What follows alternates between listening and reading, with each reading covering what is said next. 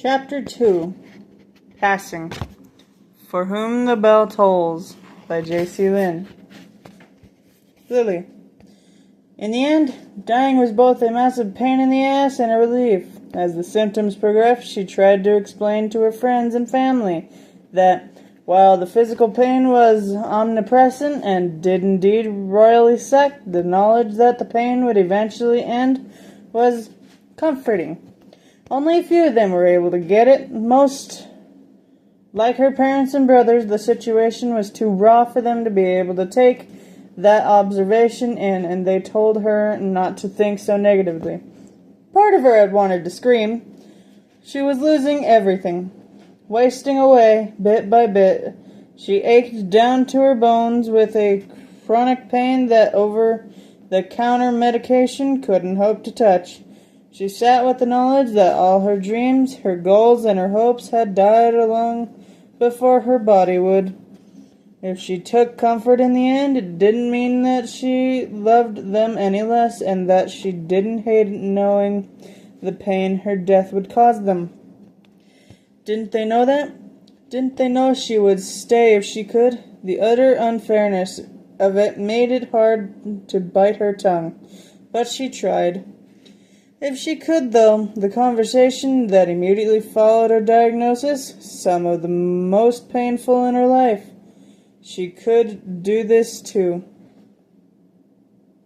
She knew that it was her pain and fear that had her quietly resenting every mournful or overly positive comment and every long look they gave her. All she had to do was die, and with death would come the end of pain. But they would have to live with the memory of it, of her. So she swallowed the bitterness and rage down mostly, and tried to give them as many good days and things to remember her by as she could. She'd written letters for them, especially for her brothers. Sat and talked with her mom for hours, marathoned all the old Godzilla movies with her dad. She'd cleared her apartment and didn't tell anyone how she drifted through the rooms, numbly wondering what to sell. Numbly wondered what to sell, who to leave certain things to, what she would need or want to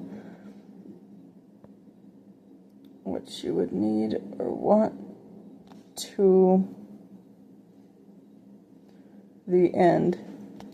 Before she laughed and sobbed over the memories and hopes attached to different items, she tried not to burden them when she had the choice, painfully aware of how she had to move back in with her parents to prepare for the inevitable and rapidly approaching decline to the end. She tried to be cheerful for them. Her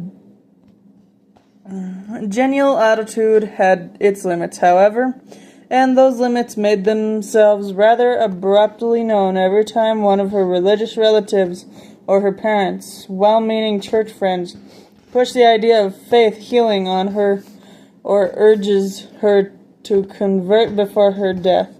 In a particularly ballsy move, a former college roommate named Caitlin had emerged from the depths of social media and taken the opportunity to tout the healing abilities to her essential oils. She'd been more than happy to offer to sell Lily a bottle or 12 and stated that it worked best when combined with prayer. Lily's temper had definitely slipped the leash then, and she spent the rest of the week trying to be as pleasant as possible to everyone around her to make up for it. It crept up on her, though, until she wasn't strong enough to hide it anymore. The pain, the fatigue, the way breathing had grown more and more difficult. Her utter lack of appetite and frequent bouts of nausea had made her body weak and skeletal, any movement sapping what little strength she had. She didn't want to go, but she didn't want to linger in the prison of her failing body either. A deep primal part of her felt it coming one evening. Her heart had beat a little bit harder in defiance of the inevitable. but had stayed steady until the end. She hugged her parents a little tighter that night. When death came for her, it was bittersweet, but nothing hurt anymore. The end of chapter 2.